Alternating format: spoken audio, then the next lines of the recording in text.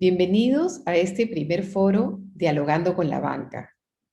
Este es un evento organizado por la Asociación de Bancos del Perú, ASBank, y la Asociación PYME Perú, en el esfuerzo de iniciar un diálogo abierto, cordial, entre la banca y las pymes.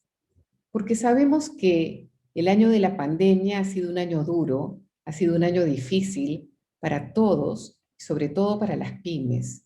Entonces, el esfuerzo que estamos haciendo con esta serie de foros es iniciar un diálogo franco y abierto para poder ver cómo nos damos las manos los unos a los otros y salimos adelante, como todos queremos, para nuestro país. En primer lugar, les voy a presentar al gerente general de ASBank. Él es el señor Miguel Vargas Ascenso. Él va a dar las palabras de inauguración. Los dejo con Miguel. Muchas gracias, Isabela, y muy buenas noches a todos. Como la mencionó Isabela, para nosotros es un placer poder estar esta noche con ustedes, y gracias a la confianza también de la Asociación PYME Perú, que juntos hemos podido coordinar este primer diálogo con la banca. Efectivamente, ha sido un año muy difícil para todos, ¿no? Para los bancos, para todo el país y para todo el mundo. Y en ese contexto, este diálogo con la banca es un diálogo entre pares, ¿no? De los bancos y las pymes, como socios de negocio, como aliados estratégicos para salir juntos adelante. Así como esta iniciativa de diálogo con la banca, con el concurso y la colaboración de la Asociación PYME Perú, hemos preparado también otras iniciativas enfocadas justamente en brindarles a las pymes del Perú los mejores servicios. Vamos a tener también iniciativas de educación financiera que próximamente van a ser lanzadas en el mes de julio. Tenemos también los encuentros con la Defensoría del Cliente Financiero y otras iniciativas más que hemos pensado para ustedes.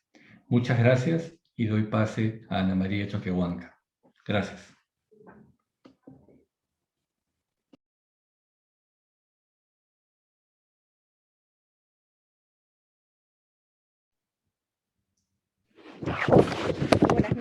Buenas noches tengan todos ustedes, señores representantes de las entidades financieras, señoras y señores empresarios de la micro y pequeña empresa, buenas tardes. En nombre de la Asociación de Gremios de Pequeña Empresa del Perú, quiero brindar un agradecimiento a la Asociación de Bancos del Perú por la coorganización de este importante foro. Dialogando con la banca es un espacio que busca promover el entendimiento y la relación de iguales entre representantes de entidades bancarias y el sector de la micro y pequeña empresa.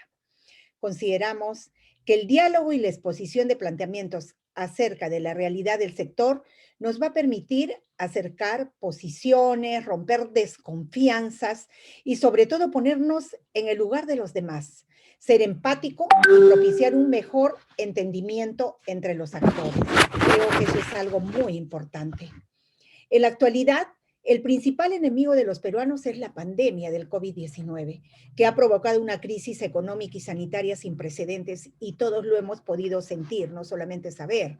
En el plano económico, el Perú ha sido uno de los países más afectados en el mundo, con una contracción del Producto Bruto Interno del 11% en el 2020, según el Instituto Nacional de Estadística.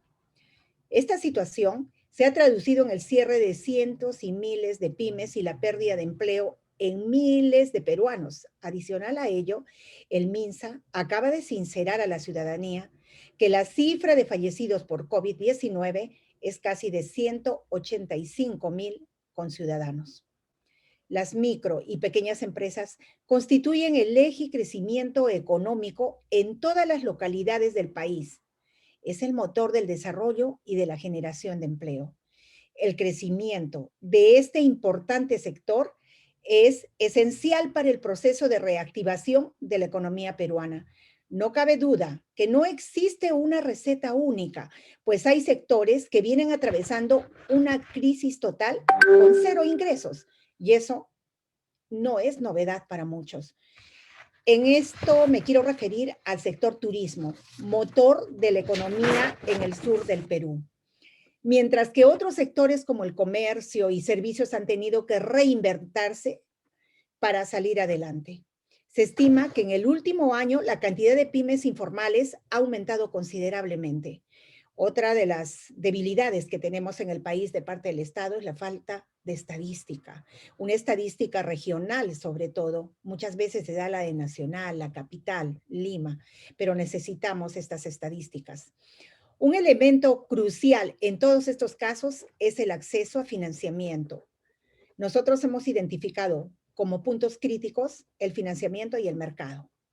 En este aspecto de financiamiento, conocer cómo funciona la banca nacional y saber cuáles son los mecanismos disponibles es crucial para que el sector de la MIPE peruana tenga acceso a créditos accesibles. ¿Y por qué es importante el financiamiento en el sector MIPE?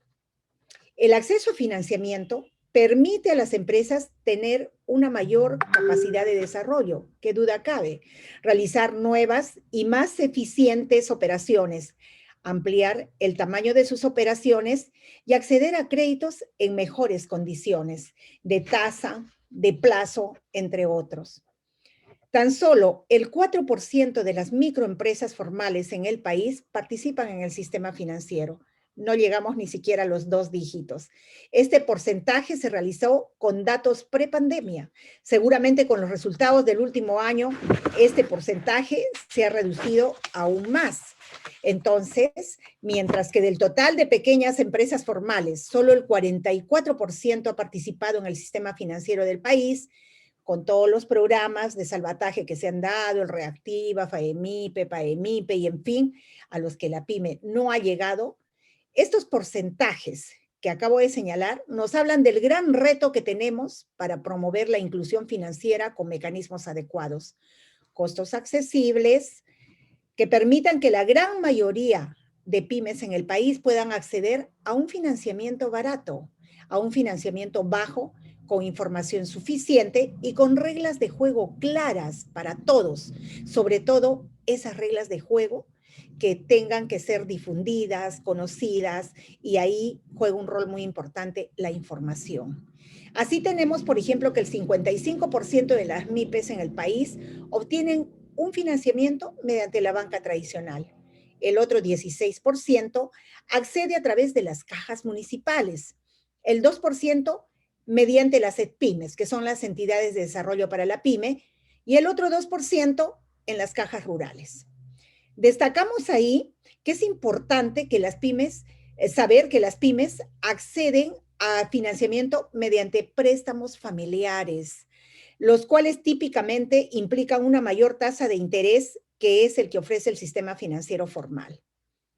Para concluir, sabemos que el sector enfrenta retos estructurales que deben ser atendidos en una agenda de reactivación, con la participación y alianzas entre los sectores público y privado. Esperamos pues todos que a través de este foro, tanto la Asociación PYME Perú como la Asociación de Bancos, ASBank, que estamos contribuyendo a promover este tipo de alianzas, sumemos todos para promover más entendimiento y así logramos sumar todos a la reactivación del país. Sobre todo, con esta herramienta tan potente como es la difusión, la información, vamos a lograr que muchas pymes en el Perú puedan acceder al sistema financiero formal. Muchísimas gracias y adelante entonces con este foro que hemos preparado con mucha dedicación y sobre todo con el objetivo de poder acercar esa información y estrechar esta relación que debe existir entre la banca y sus clientes. Muchas gracias. Muchas gracias, Ana María, la señora Ana María Choquehuanca, presidenta de la Asociación PYME Perú. Ahora vamos a dar inicio al foro en 2 bloques. El primer bloque trata sobre tasas de interés, el segundo sobre garantías. Al público asistente le pedimos que si tiene alguna pregunta, alguna consulta o duda, la puede formular por escrito en el chat del Zoom. Redacte su pregunta y nosotros la vamos a responder haciéndosela llegar a los expositores ordenadamente al final de cada bloque. Muchísimas gracias por esa participación.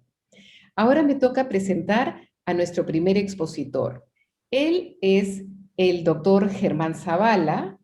Él es el director ejecutivo de la Cámara de Comercio, Industria y Artesanía de Arequipa y sur del Perú. Los dejo con el doctor Zavala. Gracias. Muy buenas tardes a todos.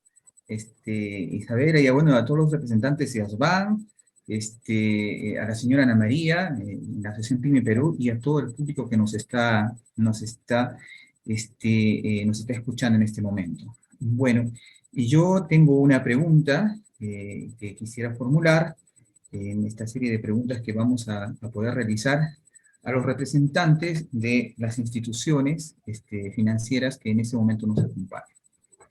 La primera pregunta que quisiera que nos expliquen es que por qué los bancos no están cumpliendo o acogiendo, en todo caso, lo establecido en la circular número 021-2020 del BCR sobre la posibilidad de que rebajen intereses o reprogramen deudas. En cambio, se están capitalizando intereses en estas reprogramaciones automáticas que han efectuado y siguen efectuando. Entendamos que la circular 021 permite a las instituciones financieras vender deudas y títulos representativos de deudas al mismo Banco Central, a fin de que puedan tener liquidez y verse menos gravados con la falta de pagos. De esta manera van a poder reprogramar deudas a las pymes, estamos hablando de pymes, con tasas menores. Muchísimas gracias, doctor Zavala, por su pregunta. Para responderla vamos a invitar al señor Fernando Muñiz. Él es el gerente del sector PYME del BCP, del Banco de Crédito del Perú. Con ustedes, Fernando Muñiz. Gracias, Fernando, por tu participación. No, muchas gracias a ustedes por la invitación y, como siempre, encantado de participar en estos eventos. A ver, se ha hecho referencia a una circular del BCR que lo que busca es ir a un componente del precio o de la tasa de interés de los créditos. Los bancos, y creo que todas las entidades financieras en general, han sido muy activos reprogramando deudas. Yo, hablando por el BCP, casi el 70% del portafolio de PYME del BCP ha recibido una o dos ayudas, ya sea la prorrogación de las cuotas de pago o la reprogramación de las deudas ampliando el plazo de pago, que es lo que realmente impacta en la cuota. ¿Qué dice esta citada circular? Como el doctor ha explicado, es que la entidad financiera puede acceder a un fondeo del BCR para contar con liquidez para poder hacer las reprogramaciones. Y algunas entidades financieras seguramente se han acogido a ese programa y muchas no, porque no hay un problema de liquidez en la mayoría de ellas. La mayoría de entidades financieras cuentan con fondos suficientes.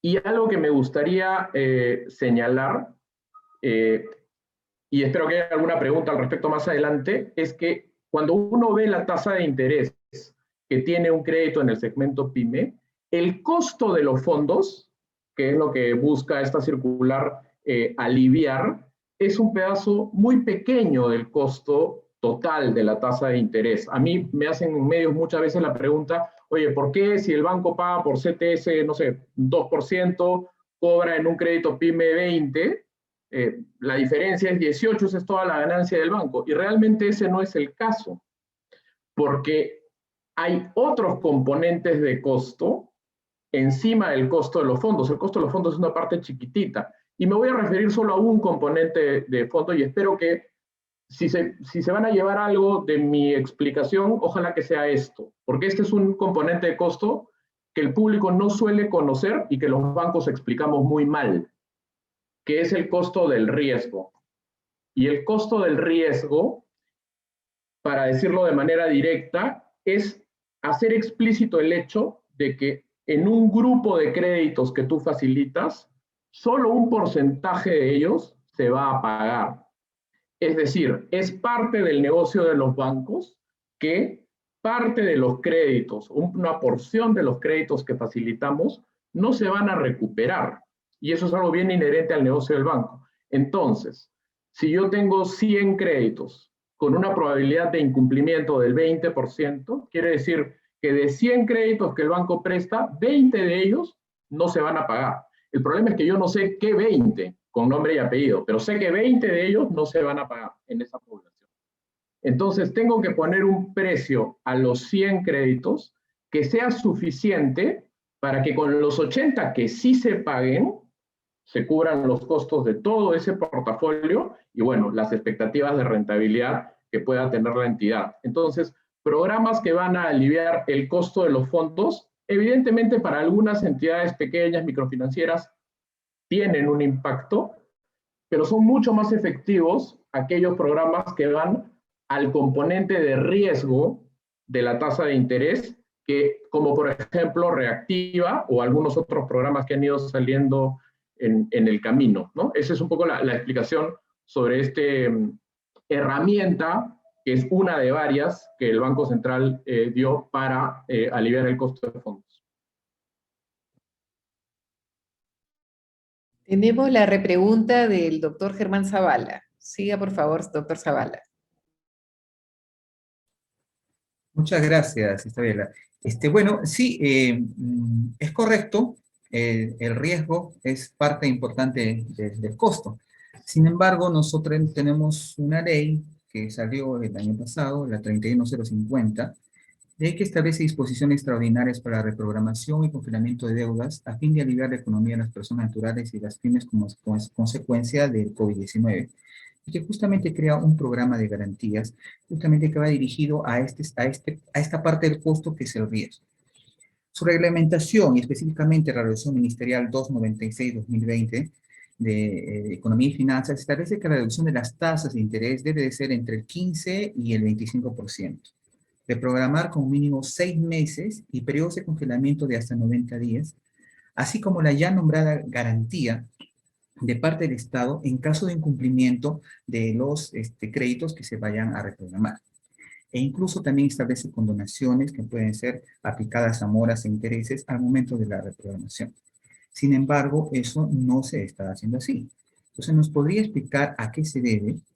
Ahora, también, y para comentar la pregunta, se entiende que existe un contrato o esta ley establece que tiene para la aplicación de las referidas garantías se tiene que firmar un contrato con COFIDE, pero tenemos información de que este contrato se está incumpliendo. ¿En qué se amparan para indicar que no se está cumpliendo los convenios o los contratos con COFIDE? Ya, esa es una muy buena pregunta porque justo ese programa iba a hablar en tiempo pasado, pero en realidad es un programa que está vigente, va al componente de riesgo. Y aquí está el problema con el programa de garantías COVID, que es como se le llamó. Primero voy a referirme a la última parte. Hay un incumplimiento de un contrato con COFIDE si es que hay un contrato con COFIDE, es decir, si la entidad financiera ha decidido participar de ese programa, de la misma manera como las entidades financieras decidieron o no participar de Reactiva Perú o del FAEMIPE, etcétera, ¿no? Entonces, digamos, yo puedo hablar por el BCP, nosotros participamos muy activamente en Reactiva Perú, de hecho, poco más del 40% de lo que se colocó en Reactiva lo colocó un único banco, el BCP. No hemos sido tan activos, por ejemplo, en PAE, lo han sido otras entidades, y en este programa de garantías COVID. Y esto tiene mucho que ver con las condiciones del programa. El efecto que tiene que ver con ir al factor riesgo del componente tasa de interés, ese es el efecto más potente. Eso está bien. Cuando uno revisa las condiciones del programa de las garantías COVID-19, encuentra que hay una serie de limitaciones que, visto desde nuestro portafolio, aquí no estoy hablando por el sistema financiero, hablo por el portafolio del BCP, dejaban fuera a aproximadamente un 90% de los clientes que teníamos. ¿A qué condiciones me refiero? El monto máximo de crédito, que para PYME era 20.000 soles. Entonces, nosotros en nuestro portafolio tenemos mayoritariamente clientes con tamaños de crédito un poquito mayores. El promedio nuestro es como 90.000. Entonces, los que estaban por debajo de 20 eran una porción minoritaria, pero además tenía como condición adicional que el cliente no podía haber sido beneficiario ni de Reactiva ni de FAE MIPE, ni FAE Turismo, ni FAE Agro. Eso lo que hace es reducir aún más el universo de clientes elegibles para el programa, y en el caso nuestro ya ha dejado una porción, yo diría prácticamente marginal del portafolio, y es por eso que no participamos del programa, que una tercera acotación sobre el mismo tenía un monto total de deuda garantizada de 5.500 millones, que digamos, solo para que tengan una idea de referencias, el portafolio PYME del BCP es de aproximadamente 10.000 millones. 7.000 de esos han recibido algún tipo de ayuda, ¿no? Entonces, si el BCP lo hubiera utilizado solo para los créditos que refinanció, ahí estaba todo el programa de garantías COVID, pero como ya expliqué hace algunos segundos, la mayoría de nuestros clientes estaban fuera, y si bien yo ya no he profundizado en la parte operativa del programa, también es cierto que había algunas condiciones operativas que requerían que los clientes firmen, me parece que un set de letras en paralelo, y eso también hacía que el proceso fuera algo engorroso. Pero sí quiero aprovechar la pregunta para referirme a algo. Yo creo que aquí hay dos mundos separados. Uno es el de el emprendedor que viene a pedir un préstamo por primera vez, y otro tiene que ver con las reprogramaciones producto de la pandemia. Y en el mundo de las reprogramaciones producto de la pandemia, yo creo que se ha hecho mucho foco sobre la tasa de interés, y por supuesto que la tasa de interés es importante. Creo que lo que se ha visto en el sistema es que ningún banco ha subido las tasas de interés, lo que se ha manejado son la tasa promedio de los créditos refinanciados, se han hecho algunos descuentos de tasa de interés, etc. Pero yo hace poco, bueno, hace unos 6 meses, participé en un evento parecido y llevé un ejemplo donde lo que mostraba es cuál es el impacto de la tasa de interés en la cuota. Y la verdad que un impacto de una reducción de menos 25, o sea, una cuarta parte de una tasa de interés en este programa COVID era tasas de más de 30, se las reducía 25%, es decir que de 30 pasas a 23, algo así. Ese tipo de reducciones tienen impactos muy marginales en la cuota. El principal impacto en la cuota que realmente alivia el flujo de caja de una empresa es el plazo. ¿Ya? Y aquí muchas veces la repregunta es, sí, pues, pero entre mayor es el plazo, mayor son los intereses. Sí, pero lo que se está tratando de resolver es una urgencia de corto plazo. Lo que ha pasado en nuestro portafolio refinanciado y reprogramado es que muchos clientes incrementaron drásticamente sus plazos de pago para tener una cuota muy pequeña, pasaron 2, 3, 4 cuotas y se han acercado a nosotros para decirnos, oye, volvamos al cronograma regular porque yo ya he superado, digamos, el bache que tuve. Entonces, también hay que tener mucha conciencia de cuáles son las palancas que tienen más impacto en el alivio del flujo de caja. La tasa no es la primera de ellas.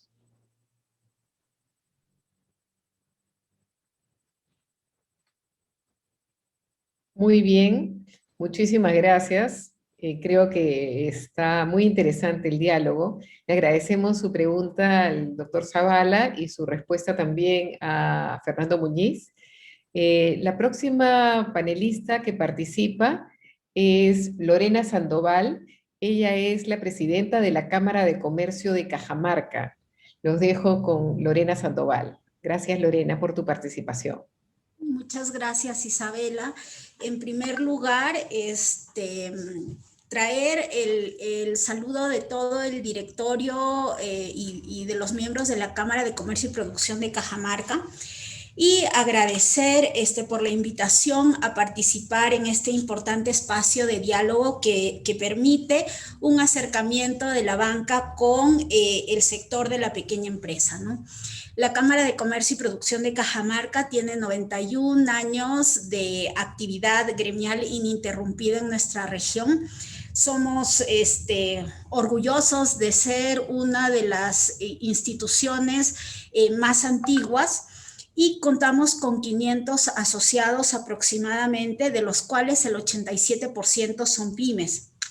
Tuvimos en esta pandemia más o menos un 5% de deserción, Y tal como lo indicó Ana María Choquehuanca, una de las carencias que encontramos durante este tiempo es la dificultad para acceder a datos estadísticos oportunos que nos permitan ir midiendo más o menos cómo se desarrolla la actividad económica en nuestras regiones, ¿no? Nosotros a partir de esto iniciamos un estudio económico trimestral que en alianza con uno de nuestros agremiados, la consultora Recursos AC, y en este estudio encontramos que el 46% de nuestros asociados accedieron a algún tipo de crédito de rescate, sea el FAEMIPE o algún otro tipo de crédito,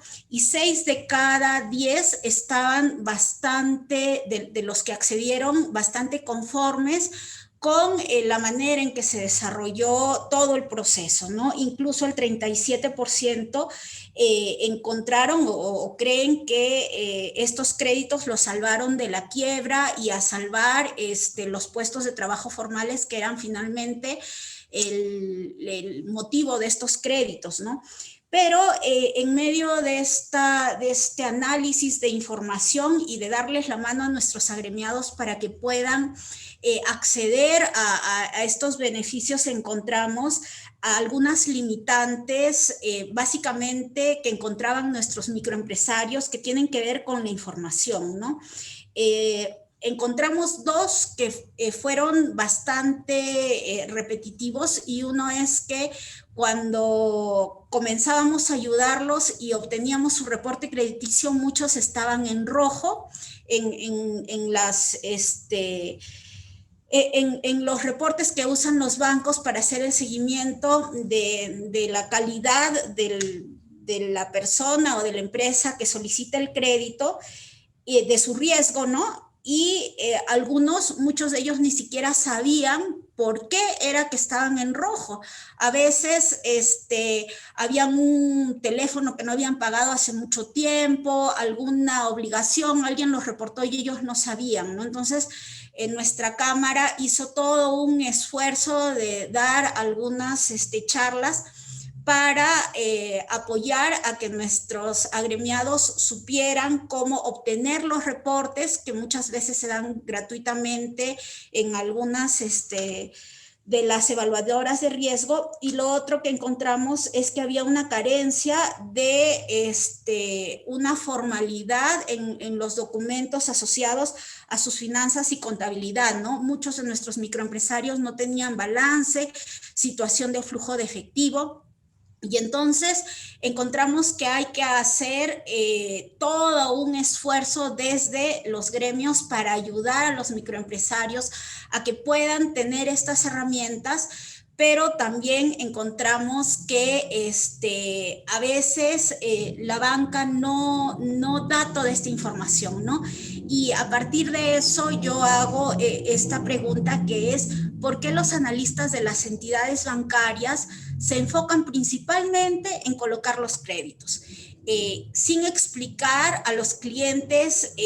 Generalmente empezamos desde los requisitos, pasando por los tipos de crédito que hay disponibles, el abanico de seguros de desgravamen que hay a su disposición para que ellos puedan elegir qué es lo que les conviene, y por qué no hacen, digamos, un comentario más a fondo de cuáles son las implicancias de tomar uno u otro crédito, uno u otro seguro, de tener la información de una u otra manera, y también brindar una mejor información de los cronogramas y de las simulaciones de pago. Gracias, Lorena, por tu pregunta. Te va a responder Roberto Araujo. Él es gerente territorial PYME del BBVA Continental. Con ustedes, bueno, Roberto. Gracias. Muchas gracias. Antes que nada, buenas noches con todos. Un gusto estar en este panel. A la audiencia que están conectados, y bueno, agradecerte, Lorena, por la pregunta y la consulta para poder explicar un poquito qué es lo que hacemos en BBVA. Nosotros no somos vendedores de crédito. Nosotros tenemos el mandato de conocer y asesorar a nuestros clientes. Y cuando digo esto, digo hacer una visita en planta, en las oficinas, en las instalaciones de la PYME, conocernos, interiorizarlos de su situación económica, patrimonial y financiera, y sobre todo de la informalidad. Y en esa charla, en ese conocimiento, tratar de asesorarlos de la mejor manera para que tomen la mejor financiación. No nos olvidemos que nosotros como banco tenemos que cuidar los depósitos de nuestros clientes. Si vendemos créditos que ustedes después no pueden pagar, todos tenemos un problema. No solo ustedes, sino también lo van a tener nuestros clientes que confían sus depósitos en nuestra entidad. Para eso nosotros hacemos y les damos un mandato a todos nuestros gerentes de oficina y a todos nuestros ejecutivos de negocios para que sean asesores financieros que muchas veces ustedes como MIPES o como pymes no tienen esa posibilidad de contratar un profesional que los ayude a crecer, a resolver sus problemas de endeudamiento y a generar mayor crecimiento. Y sobre todo en este contexto en el cual estamos todos embebidos y de que tenemos todos muy claro, y más que nada en la industria financiera, que somos, fuimos y seremos parte de la solución y no del problema. De esta situación de pandemia salimos todos juntos. Y nuestro rol como entidades financieras es no solamente vender créditos, sino asesorarlos para que salgamos de la mejor manera y en el menor tiempo posible. En cuanto a los distintos tipos de seguros que comentabas, claramente hay que explicarles las distintas alternativas con los beneficios que tiene cada una de ellas. Lo mismo, todo lo que sea los requerimientos de nuestro regulador para tratar de cumplimentar los requisitos de la manera más fácil y más sencilla posible. Muchas gracias. Viene entonces la repregunta de Lorena Sandoval de la Cámara de Cajamarca. Bueno, de acuerdo a lo que nos acabas de decir, entiendo que en el caso de ustedes, si el banco tiene una política que puede, una política interna que obliga de alguna manera a los analistas a proporcionar la información veraz, real y oportuna. Hazme, digamos, la confirmación de que es una política. Y recordemos que, bueno, hay una ley, la 29571, que obliga a las instituciones financieras a dar la mejor información posible. ¿Se sanciona al funcionario que no cumple con informar eficientemente? Lorena, sí, a ver, nosotros como banco no solo cumplimos con la ley de la SBS, que la debemos cumplir por la ley local, sino que tenemos un programa global. No te olvides que somos un banco global, que estamos en 54 países, y nuestra responsabilidad es tener un programa, que los tenemos en todos los países, que se llama TCR, que es información transparente, clara y responsable. Y formamos y evaluamos a nuestros ejecutivos y gerentes de oficina una vez al año para que sean idóneos en este tipo de materias. ¿Por qué? Porque tenemos una responsabilidad con nuestros clientes y no queremos tener ningún inconveniente reputacional.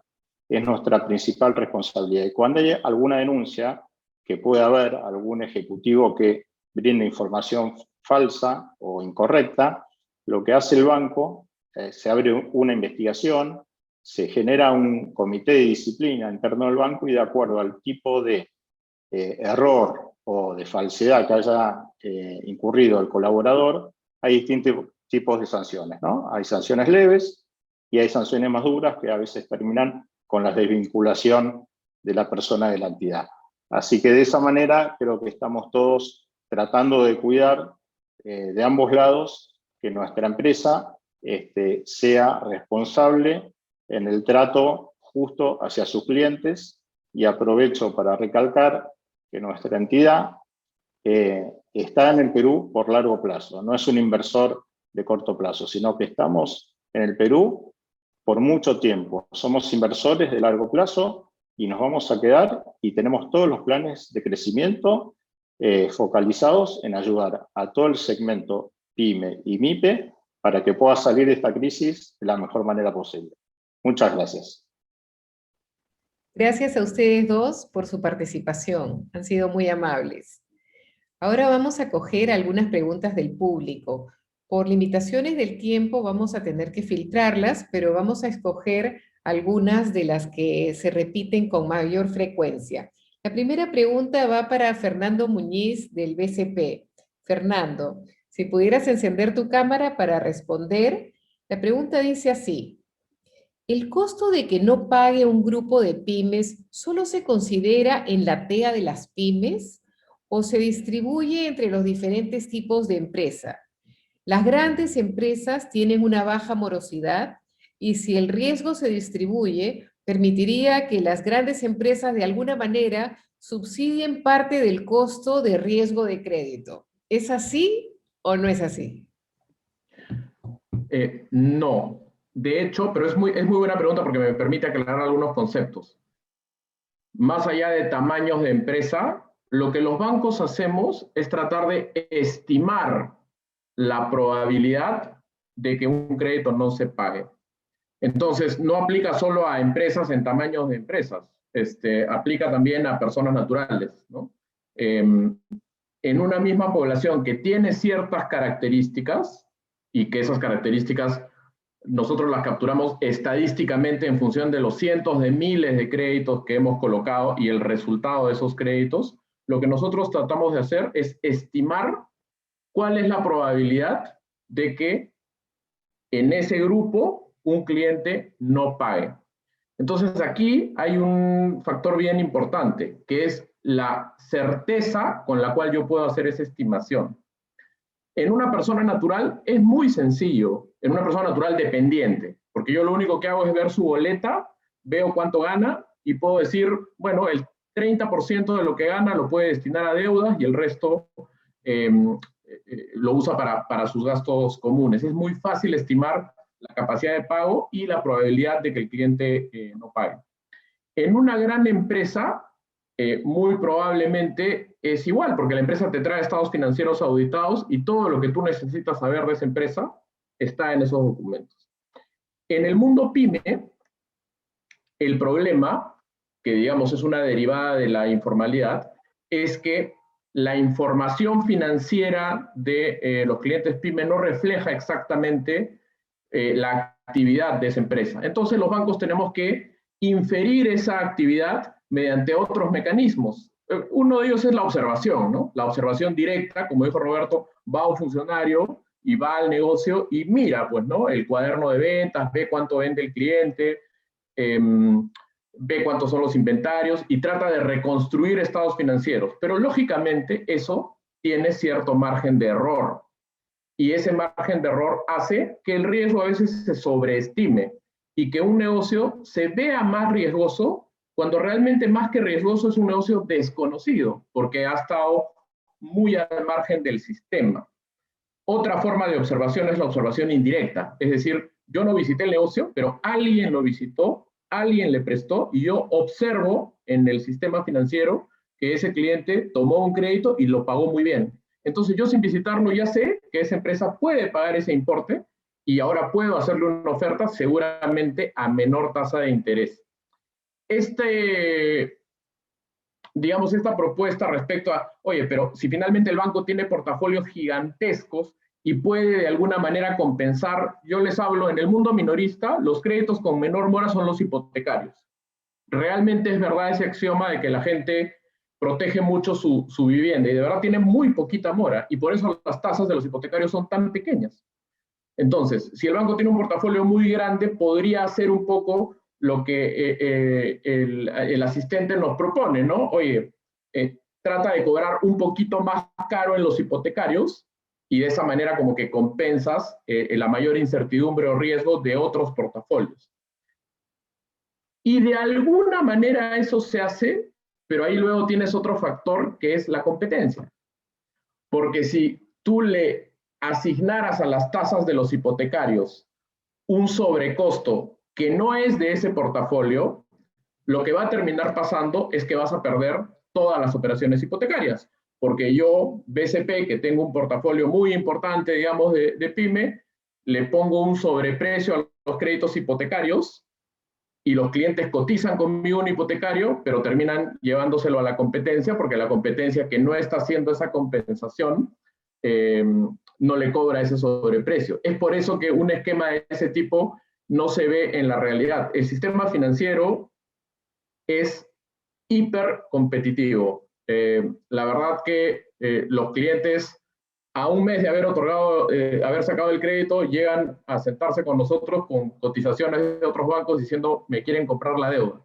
Entonces, la forma de asignar precios tiene que ser muy fina, y ese tipo de compensaciones entre portafolios que son muy distintos en la realidad no ocurren. Muchas gracias, Fernando. Ahora tenemos una pregunta para Roberto. Roberto, es una pregunta relacionada y bien directa. Pregunta es, ¿cuál es el promedio de riesgo que representan las pymes? Bueno, a ver, nosotros tenemos un índice de mora, que es el que nos mide actualmente la cartera crediticia del banco, ¿no? Y ese índice fluctúa de acuerdo a los momentos. Ahora está alrededor del 4,5-5%, y ese sería el riesgo que tiene el banco, ¿no? Y es un poco también como comentábamos hace un rato, cuando definimos una tasa de los créditos, está la pérdida esperada, entra también el sector en la economía en la que está la MIPE, y bueno, esa es un poco la tasa de riesgo sumado digamos, a las exigencias de capital y algún spread que deberíamos tener, pero ese es el componente de riesgo que asumimos hoy los bancos. Miramos mucho el sector de la PYME, no hay una tasa de riesgo uniforme para todos, algunos sectores tienen más riesgo que otros, claramente. Si hablamos de sectores de consumo masivo, el riesgo es menor.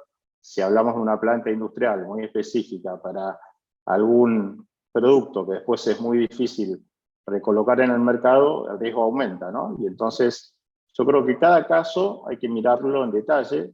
Cada PYME y MIPE es un mundo distinto. ¿Por qué? Porque tiene un management distinto, porque tiene su propio sector, porque tiene su propia política de inversiones o desinversiones en la empresa.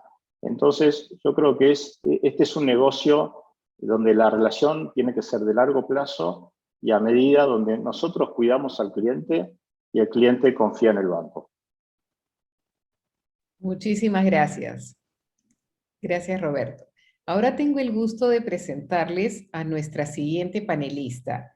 Ella es Luzmila Curi, presidenta de la Asociación de Fabricantes de Equipos de Gastronomía del Perú.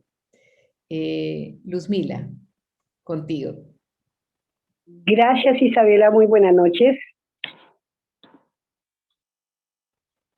Buenas noches con todos y todas. Agradecer a los representantes de ASBAC y a la Asociación de PYME Perú, a la presidenta Ana María Choquehuanca, por dar estos espacios, que es muy importante. Mi pregunta va, me gustaría saber cuáles son las diferencias entre los distintos tipos de garantía y cuándo se aplica una garantía hipotecaria, préstamo hipotecario, garantía inmobiliaria o garantía sábana. ¿Cuál es el marco legal que permita al banco exigir una propiedad inmueble inscrita en registros públicos o en ocasiones duplica o triplica el monto del préstamo otorgado?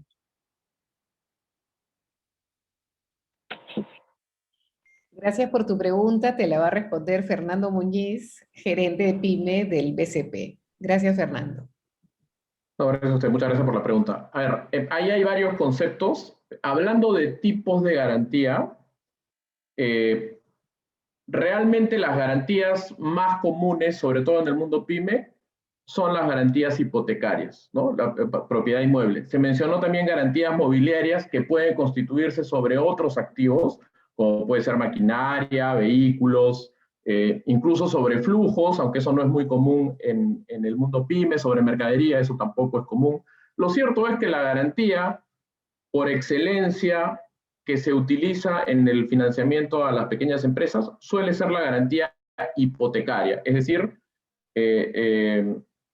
el gravamen sobre una propiedad inmueble que respalda al sujeto de crédito ante el banco por una operación de crédito. Y se mencionó en la pregunta el concepto de garantía sábana, ¿no?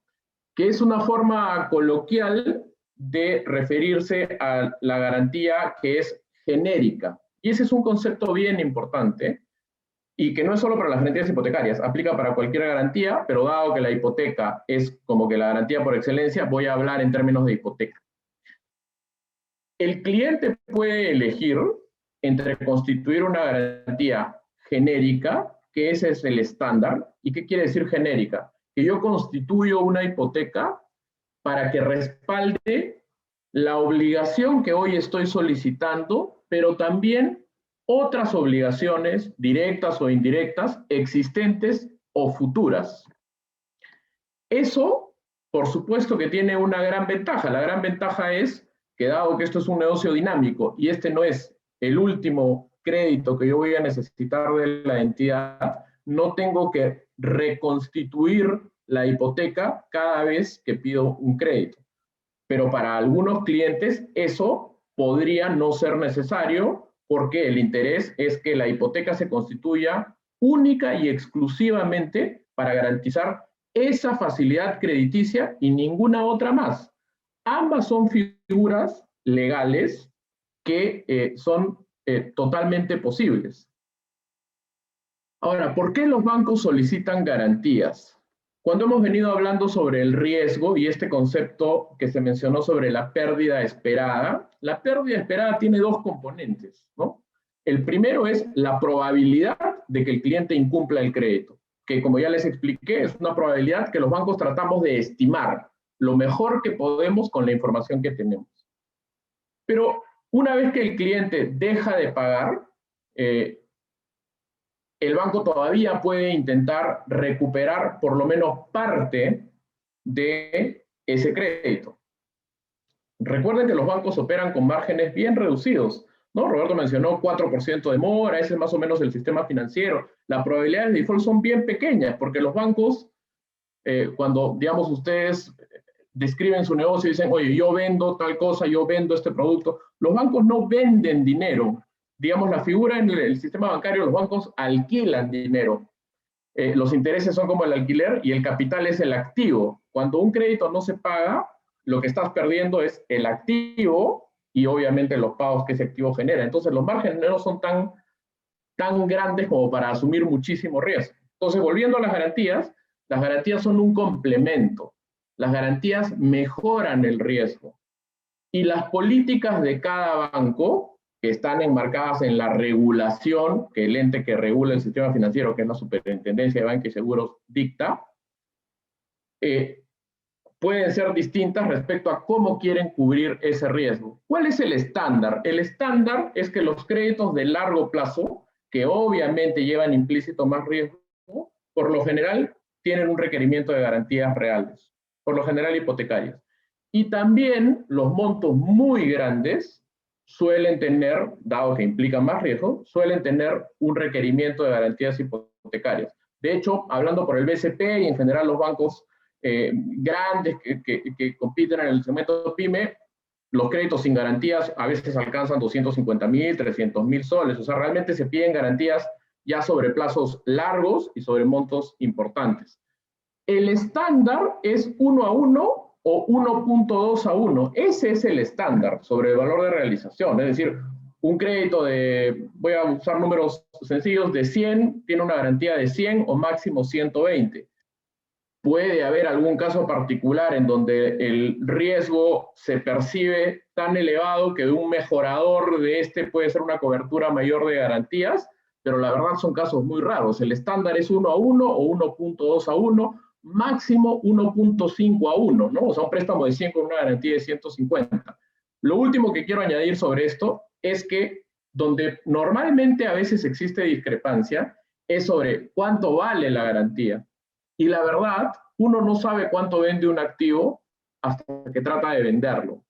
Entonces, digamos, quien ofrece la garantía puede tener una idea de cuánto vale ese activo, que probablemente no coincida con lo que una tercera parte objetiva e independiente, que es un perito tasador, habilitado por la superintendencia opina, y claramente puede también no coincidir con lo que finalmente pueda obtener en el mercado si es que sale con ese activo a la venta. Ahí pueden haber algunas discrepancias, pero como dije hace algunos segundos, el estándar suele ser 1:1, máximo 1.5:1. Gracias, Fernando. Viene la repregunta de Luzmila Curi de AFEC Perú.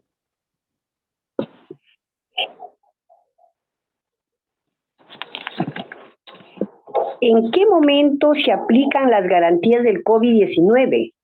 Establecidos en el gobierno según el Decreto Supremo, el 341-2020, como complementos de la ley del número 31050. Muchas gracias. Sí, me referí, de hecho, a eso en el primer bloque. Este programa de garantías COVID busca ir al componente de riesgo, digamos, de los créditos, y lo que le da es una garantía a los bancos para que puedan reprogramar, y en caso de que el cliente incumpla, el banco no asume el 100% de la pérdida, sino tiene un porcentaje de esa pérdida cubierta por la garantía del Estado. Es un mecanismo muy similar al de Reactiva. Entonces, ¿en qué momento entra a tallar esa garantía? Cuando el cliente incumple con el pago, tiene que pasar un periodo prudencial en el que el banco tiene que hacer su mejor esfuerzo por cobrar, y de ahí aplica a la garantía y le pide, digamos, en este caso al Estado, que honre esa garantía para cubrir parte de la pérdida. Algo que es muy importante, y eso aplica en realidad para todos estos programas que lo que buscan es atenuar el riesgo, es que la aplicación de la garantía no exime al sujeto de crédito del repago de la deuda. Es decir, el banco, voy a hablar de Reactiva porque, como mencioné hace unos minutos, en el programa de garantías COVID-19, al menos nosotros no hemos participado por las razones que expliqué también hace unos minutos, pero me voy a referir a Reactiva, por ejemplo. Ahí hay una garantía por parte del Estado, que podríamos decir que es una garantía o una fianza solidaria que hemos firmado 30 y algo millones de peruanos en ese pagaré que obtiene el empresario.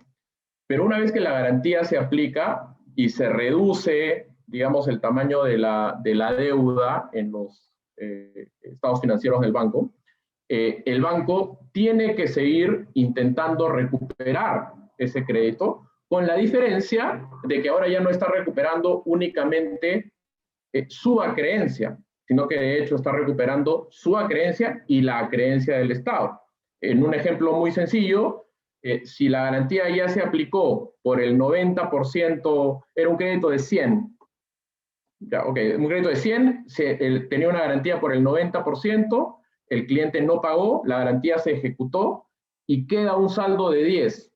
Si el banco recupera, digamos, 10, esos 10 se reparten de manera equitativa entre el banco y quien honró la garantía, que es el Estado. En este caso, dado que el Estado honró una garantía por 90%, los 10 que yo recuperé irían 1 para cubrir la deuda que todavía el cliente tiene con el banco y 9 para poder reponer esa garantía que, bueno, es dinero de todos nosotros, ¿no? Ese es un factor importante que durante, por ejemplo, en el caso de Reactiva, lo tratamos de comentar mucho para que se entienda exactamente qué significa esta garantía estatal. Gracias, Fernando. Ahora tengo el gusto de presentar a nuestra última panelista invitada. Ella es Carmen Arróspide. Carmen es presidenta de la Cámara de Transporte Turístico del Perú. Y como ven, viene desde nuestra maravilla del mundo, Machu Picchu en Cusco. Bienvenida, Carmen. Muchísimas gracias, Isabela. Quiero agradecer de todo, muy buenas noches a todos y todas presentes en este muy importante evento, saludándoles desde la Cámara Nacional de Transporte Turístico del Perú, institución representativa del sector del transporte turístico que tiene dentro de su corazón a las asociaciones de transporte turístico de las regiones de Lima, Transtur, Aptur, tenemos en Arequipa a Meta, en Puno, Camtur, en Cusco, ATTC, en Ayacucho, también ATA. Quisiera agradecer a la señora Ana María Choquehuanca por la oportunidad que nos brinda esta noche y también a Asbank por este importante diálogo entre quienes realmente somos sus usuarios. Quiero manifestarles que represento en este momento al sector más golpeado de la pandemia, el transporte turístico. Uno, por ser transporte y tenerlos activos a nombre muchas veces de varias instituciones aquí presentes, y dos, por el tema turismo, que hasta el momento todavía está bastante, estamos a ver, probablemente a 5 años de volver a nuestro estado de marzo 2020. Desde acá mi solidaridad con todos y cada uno de mis colegas transportistas.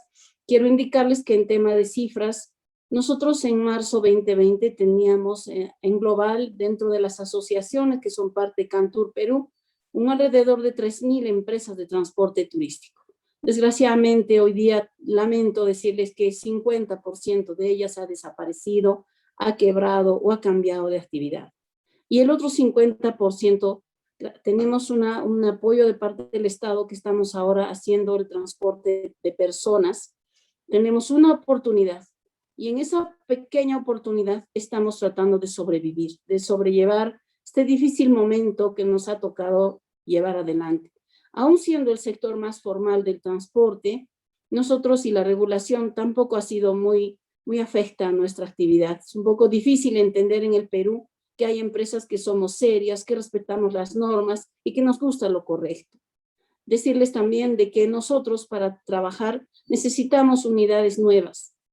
Por tanto, los activos de las empresas de transporte turístico, solamente voy a mencionar uno, el básico, una unidad móvil básica de transporte turístico llega alrededor de $70,000. Eso multiplicado por las 3.000 empresas, ustedes imaginarán cuál es el activo que manejamos nosotros como transportistas de turismo. Y efectivamente, en este momento debo decir a la banca de que ha habido algún apoyo a nosotros, pero quisiera que los miraran con ojos humanos.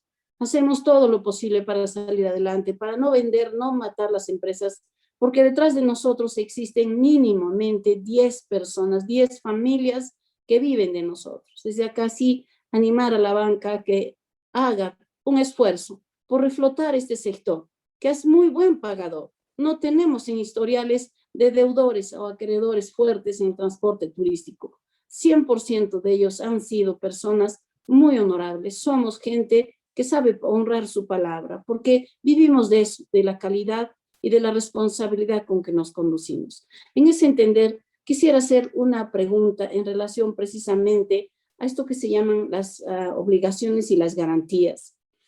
¿Cuáles son las obligaciones de la banca y del usuario para levantar una garantía? ¿Cuáles son los trámites que tenemos que seguir? Muchas gracias. No apagues tu cámara, Carmen, porque mientras tú escuchas te va a dar respuesta Roberto Araujo del BBVA. Roberto, por favor, si pudieras responder a la consulta de Carmen. Gracias. Sí, muchas gracias, Carmen, bienvenida. Tomamos tu mensaje y lo recibimos con ojos humanos y bueno, veremos de qué manera podemos acercarnos para ayudar a ser parte de la solución, como comenté hace un ratito. Bueno, puntualmente tu pregunta es muy específica y te cuento. Las obligaciones que tenemos en el banco es, una vez que está cancelada la garantía, es entregarles algo que se llama minuta de levantamiento, firmada por alguien del área legal del banco, generalmente es un abogado, y luego se la entregamos al cliente y el cliente lo que tiene que hacer es recurrir a un notario para que vaya a un registro y haga la inscripción del levantamiento. Ese sería el trámite para concluir, digamos, y disponer de liberar a la garantía del gravamen. Así que como tu pregunta es muy puntual, creo que te ha respondido. Muchas gracias. Viene la repregunta de Carmen. Muchísimas gracias a Roberto por sus palabras que animan y animarán a todos aquellos que esta noche le están escuchando y que son sus clientes suyos, BCP, BBVA, Scotiabank y todos los bancos a los cuales hemos acudido para lograr salir adelante como empresarios transparentemente, libre, y seguiremos adelante. Tengo otra pregunta, por favor. Es en relación a la carta de no adeudo. ¿Es posible de que en algún momento, involuntariamente, esta carta de no adeudo no sea entregada al usuario cuando ya se canceló la deuda? Carmen, a ver, la carta de no adeudo no es obligatoria, pero sí, en el caso de que el cliente la pida, podemos y debemos emitirla. Quiero aclarar acá que la carta de no adeudo se emite una vez que el cliente ha cancelado todas las obligaciones con el banco. ¿Qué puede pasar? Que un cliente cancele puntualmente alguna obligación en algún producto determinado, una tarjeta, un préstamo, un TECOM de corto plazo, de largo plazo. En ese caso, donde queden otras deudas en el banco, se puede hacer otro tipo de carta con un texto distinto diciendo que esa deuda determinada y específica ha sido cancelada. Pero la carta de no adeudo no es obligatoria, sí se hace a pedido del cliente. ¿Y por qué no la hacemos en forma automática? Porque tendríamos que emitir millones de cartas con un costo enorme que las deberíamos mandar a sus domicilios y no muchas veces los clientes la piden o la necesitan, sino que a pedido de los clientes sí se emiten, tienen su formato, tienen su texto ya revisado por el área de legales y con todo gusto se emiten. Y también quería comentar que a veces hay garantías, como comentó Fernando, que son genéricas, ¿no? Y que no abarcan un solo producto. Entonces, el hecho de que liberemos o no la garantía depende de que si la garantía es genérica o es específica o puntual para un producto determinado. Creo que te he respondido la pregunta. Muchas gracias. Gracias a ambos, muy amables. Ahora vamos a ver las preguntas del público. Nos están llegando algunas y, como digo, las vamos filtrando para hacérselas llegar a los expositores. Quizás esta va para Fernando Muñiz. Fernando, la pregunta dice así: ¿el historial crediticio de un cliente no es acaso una garantía para un crédito? Refraseando, ¿cómo el historial del deudor afecta la tasa? Excelente pregunta. Y bueno, yo quería que hagan una pregunta de ese tipo. ¿Te andaba en el gusto entonces? Exactamente. La afecta muchísimo, muchísimo. Y si bien yo creo que se puede invertir mucho tiempo hablando de programas y ayudas por parte del gobierno y muchos de ellos son muy buenos. Yo soy un creyente de que Reactiva fue un excelente programa, los FAES son un excelente programa. A mí me gusta también dedicar tiempo a hablar de lo que el emprendedor puede hacer para mejorar sus condiciones. Y mi principal respuesta a eso es: debe usar el mercado a su favor, debe usar la competencia a su favor y sobre todo debe entender cuál es la lógica con la que los bancos fijan tasas de interés para usar esa lógica a su favor. Yo hablé respecto a que los bancos tratan de inferir, tratan de estimar una probabilidad de incumplimiento. Y esa estimación es una estimación que tiene un margen de error. Y entre más desconocido es el cliente, mayor el margen de error. Porque claro, como mencioné también antes, nosotros enviamos gente a los negocios a hacer un levantamiento de información y tratamos, en la medida de lo posible, de estimar cuál es el riesgo de ese cliente. Esa es una observación directa, pero que tiene muchísimas limitaciones. La observación indirecta, a la que también me referí, es la otra, es un cliente que probablemente en esa primera operación de crédito que solicitó no tenga pues realmente muchos bancos haciendo cola para facilitarla. Probablemente esa primera operación de crédito, dado que la incertidumbre es tan alta, tenga una tasa de interés probablemente más costosa de las tasas que luego ese mismo emprendedor va a obtener cuando vaya a pedir el segundo, tercer o cuarto crédito.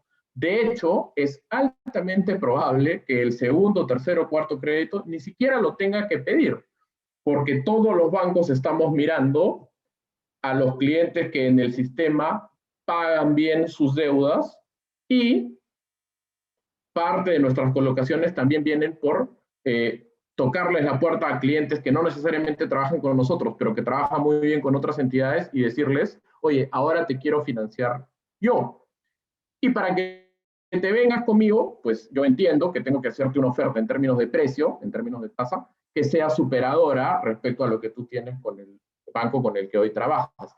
Y eso es parte del día a día de los bancos. Entonces, ¿cuál es el principal consejo para tener las tasas cada vez más atractivas?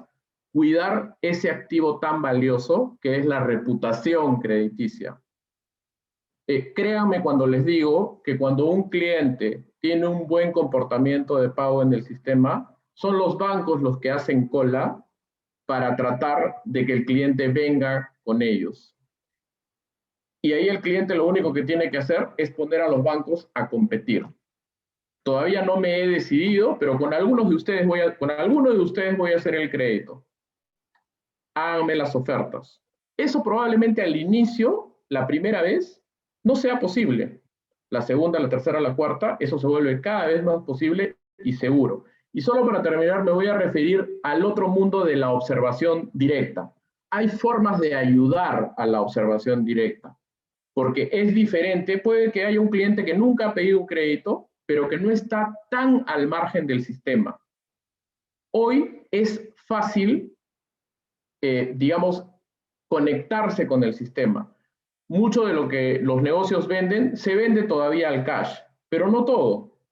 Hoy ya se vende con billeteras electrónicas. No le voy a hacer propaganda a ninguna de las billeteras electrónicas, pero si puedes cobrar con una de ellas, hazlo. Si puedes tener un POS, ya los POS no son tan caros como eran antes, unos aparatos gigantes. Ahora ya puedes tener POS hasta en tu teléfono celular. Si puedes empezar a vender con eso, hazlo también. Si vendes en cash, tampoco es mala idea que algo de esos flujos de efectivo transiten por alguna entidad, hasta es seguro, digamos, para el negocio. De esa manera, esa primera interacción ya no se va a hacer tan a ciegas y la percepción de riesgo que el banco tiene de ese negocio seguramente va a ser menor que la que tendría si el negocio, digamos, se las ha ingeniado para vivir completamente debajo del radar todo este tiempo. Excelente, Fernando, gracias. Ahora vamos a canalizar otra pregunta para Roberto Araujo. Mira, dice así, ustedes hablan de riesgo, pero ¿el riesgo de un crédito acaso no está cubierto por el seguro de desgravamen? ¿O no cubre por todas las causas ese seguro de desgravamen? ¿Por qué causas sí cubre y por cuáles no? El seguro de desgravamen, a diferencia del otro seguro, lo que cubre es no solo a la entidad financiera, sino a los beneficiarios, ¿no? Por ejemplo, lo voy a graficar. Si un cliente tomó un crédito de 100.000 soles y al momento del fallecimiento debe 50.000, el seguro cubre por 50.000, que es la deuda a la entidad financiera, los otros 50.000 a los beneficiarios del seguro. Entonces, creo que ahí está respondida la pregunta y la verdad que es parte del riesgo, ¿no? Porque nadie quiere esperar a cobrar un seguro de gravamen, sino que nosotros los bancos lo que queremos es que nuestros clientes nos paguen con su flujo de fondos y forma parte del análisis y de la evaluación que hacemos al otorgar un crédito que, como dije en la primera intervención, nuestra obligación es cuidar los depósitos de nuestros clientes que nos confían el dinero. Así que se imaginan que si prestáramos plata solamente por las garantías, sería algo muy sencillo, ¿no? Y además nuestro regulador nos observaría que nos estaría faltando la otra pata del análisis. Así que yo creo que esa es una buena manera de contestarles y además decirles de que, como dije antes, ¿no? Nosotros estamos acá para ayudarlos y para estar cerca de ustedes, para brindarles soluciones que ustedes necesitan.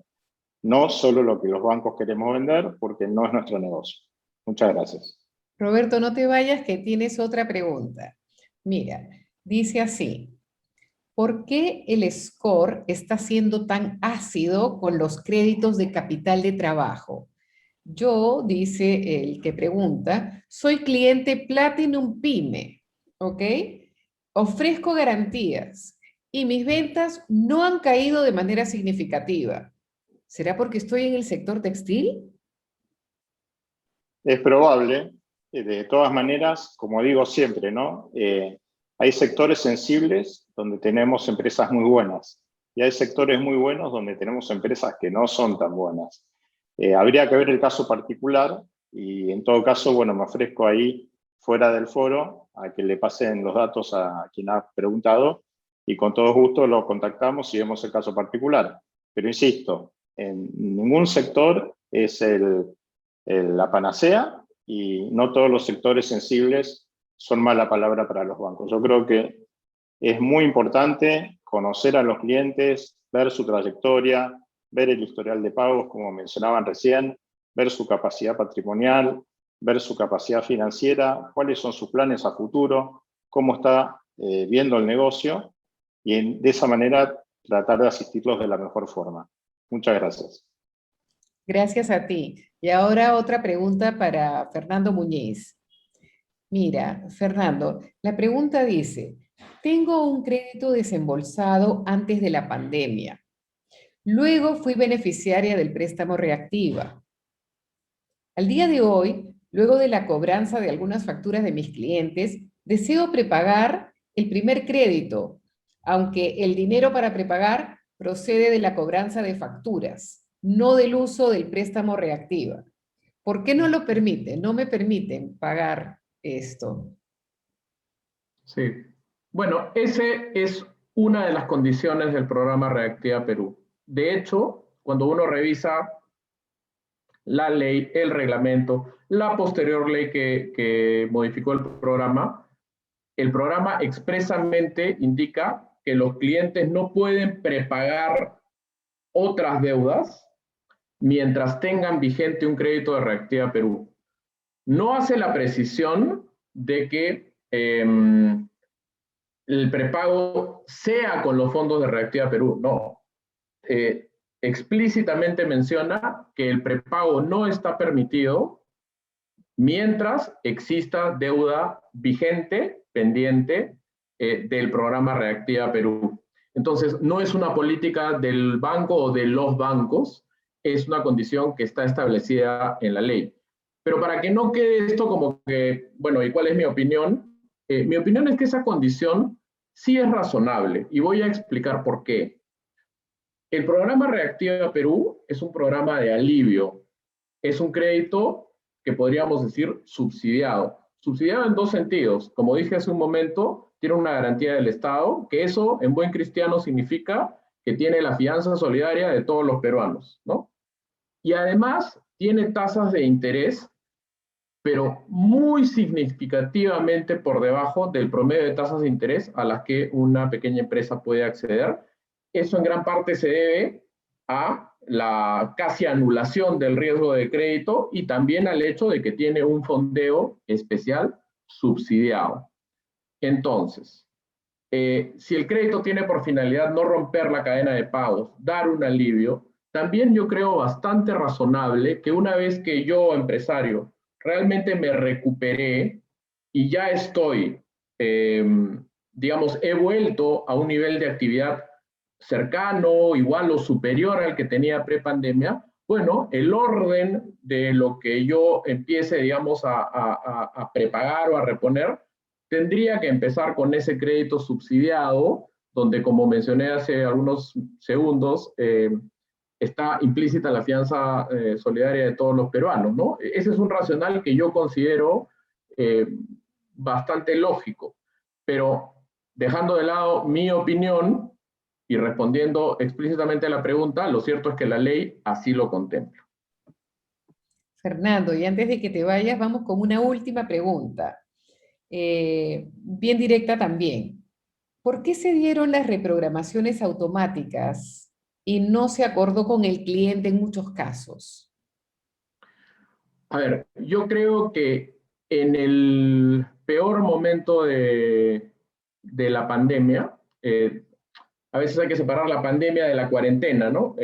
Digamos, porque han sido dos efectos distintos, pero que al final han ido contra la economía de los negocios. Yo creo que en el peor momento de incertidumbre, la mayoría de bancos lo que trató es de dar un alivio inmediato a los clientes y no necesariamente terminó de contactar a todo su portafolio. Y es por eso que en algunos casos lo que se hizo fue estimar que en función de la información que los bancos manejaban, el cliente iba a necesitar ayuda. Es decir, se predijo que el cliente iba a necesitar ayuda y se le dio la ayuda al cliente. Obviamente todo esto con coordinación con el regulador.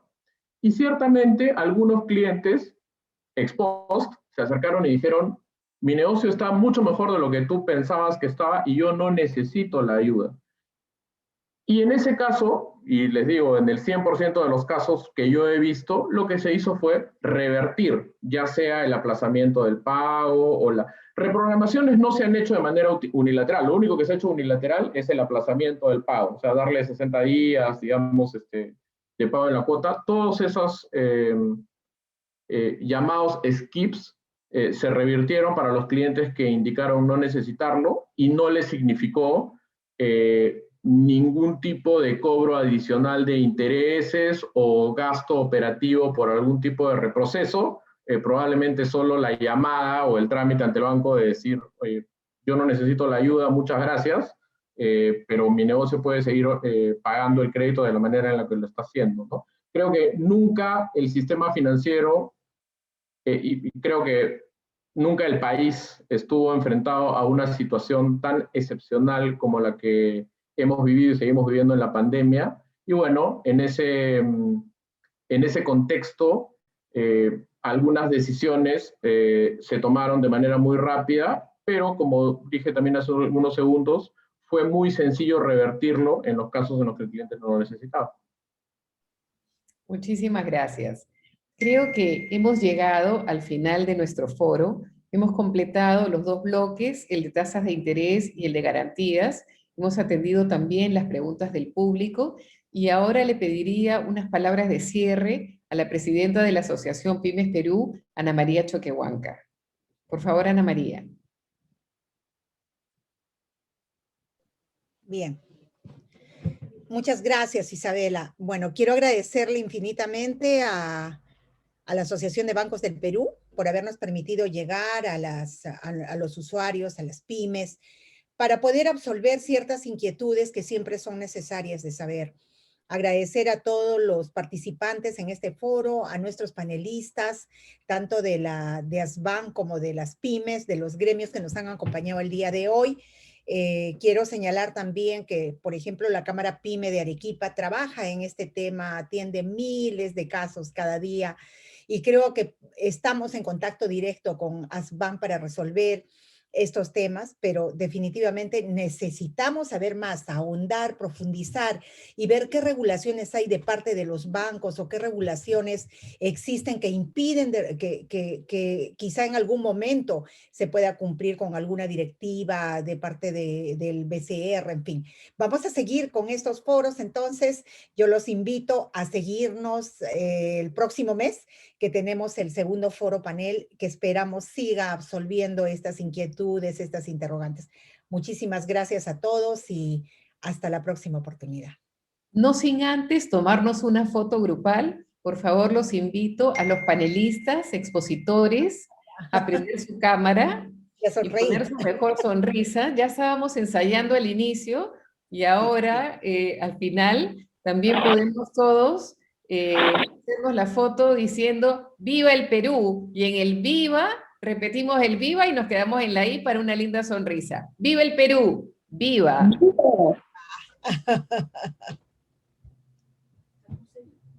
Listo. Muchísimas gracias a todos por su participación y hasta la próxima.